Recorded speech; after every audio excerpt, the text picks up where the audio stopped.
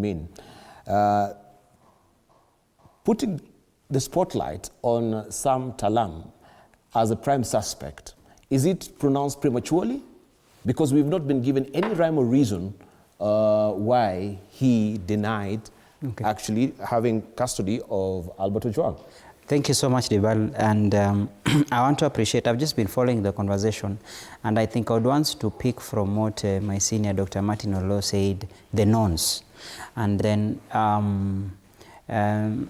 Owino, having been in the position, has also given the operational reality on what happens. From the two, having had the clear nonce that this was person under the custody of the police, what has happened today in the Senate is basically backpassing, whereby it's a question of, now that we have some established facts, postmortem has cleared us from the speculation as to what caused death. Now it's clear this person has been killed. Because of that, you now see institutions, because this is now more or less like an internal backpassing, whereby no one expected before Senate DCI Amin could contradict his boss, because DCI boss reports to the IG. The IG is the overall. And as Mr. Owino has detailed, I would empathize with the DG for actually doing what most Kenyan top bosses do. They always get a prepared script. This is always a case of a prepared script. He'll just go read.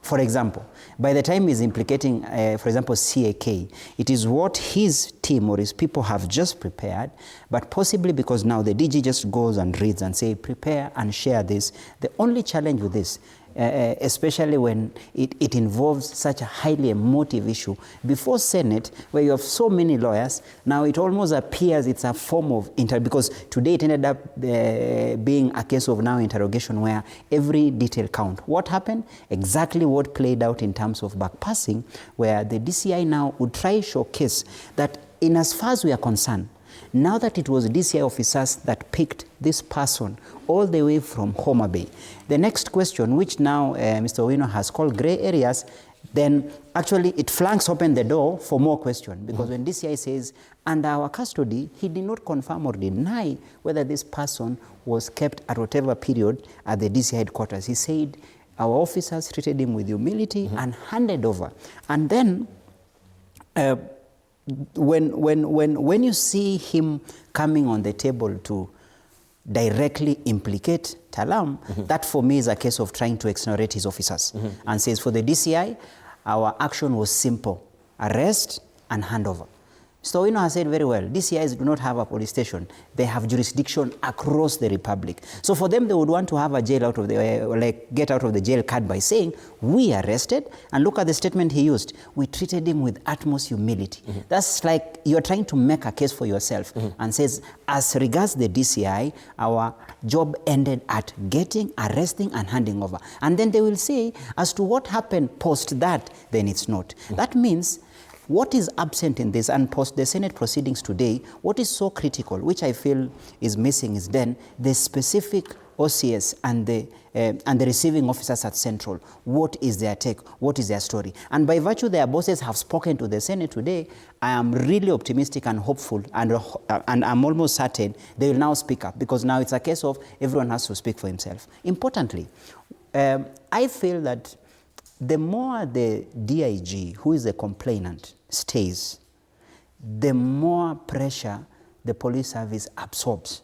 Because in the eyes of or in the court of public opinion, his senior rank as the second in command, being in charge of operations and being the complainant, perception, we are not saying that it is confirmed, but perception-wise, if you look at the court of public opinion, he's seen as a person of interest, having control, having power, that even if you say the DCI have to investigate, then it becomes a problem. And the statements made by Amin today even complicates it further, because he's now implicating a separate branch of the same service. So for me, first thing first, there's what I call trying to go above the moral code.